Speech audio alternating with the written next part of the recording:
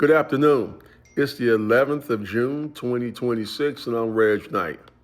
The recent June 9th primary elections nationwide have finalized pairings, and there will be a big outcome on what our House and our Senate will look like, as there were primaries across a number of states, including Maine, Nevada, North Dakota, and South Carolina.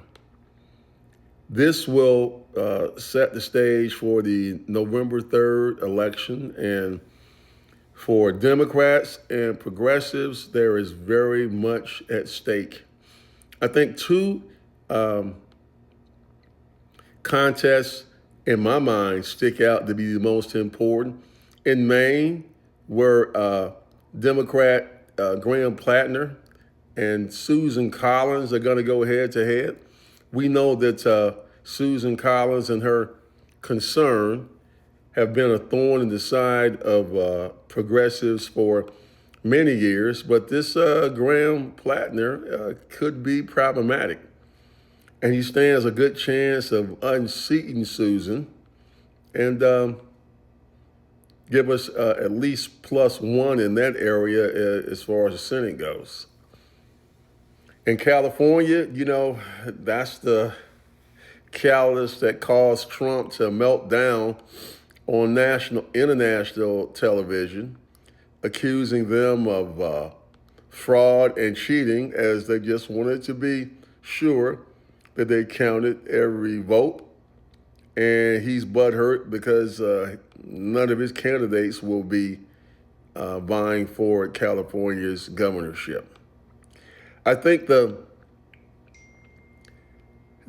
contest that disappointed me the most was that Lindsey Graham survived the primary process, and he will go on to compete for a fifth term in the Senate for the state of South Carolina. There's a lot of things I could say about South Carolina, the beginning and end of the Civil War, 4.8% unemployment, which is pretty high as far as the nation goes right now. 42nd overall as far as economy, health, all those economic numbers, and you can look those up yourself. And it really puzzles me how people vote against their own interests. Now, to be sure, old Lindsey benefits from a Air Force base and Navy assets off the coast of Carolina.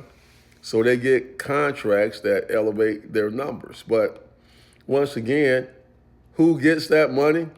Well, it's the same old people who continue to do the same old status quo stuff. The poor stay poor and the rich stay rich, and they get a chance to make a change and they do not vote in their own interest. It's a puzzling dynamic as far as I'm concerned. But, I graduated from the University of South Carolina. So I get it. I understand that everything that they do, well, not everything, but just about, is steeped in a whole bunch of traditional racism. So, it's crazy. I really thought that South Carolina would turn the page and oust Lindsey and find someone else that would serve all the people, not just a select few.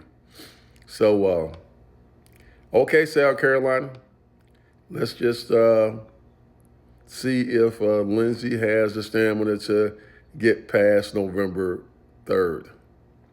In the meantime, real quick, the shooting has begun again in the Middle East as Iran is lobbing missiles at U.S. facilities, and the U.S. is lobbing missiles inside Iran, hitting targets that probably will end up being charged as war crimes. The whole plan all along was for Karg Island and for them to take Iranian oil assets. For them to do that, once again, for the people in the back of the room, that will require boots on the ground. But you can be sure that the Iranians have armed that thing to the teeth. And even if they lose control over it, they're going to blow that thing to kingdom come. And if that's the case, it will take months, years to repair those facilities. And we will indeed be looking at $200 a barrel. Who knows? So stay tuned. Trump has time to go to basketball games and take a nap, but he has no solution to this. And this ain't it. It's the 11th of June, 2026, and I'm Reg Knight. Have a great day.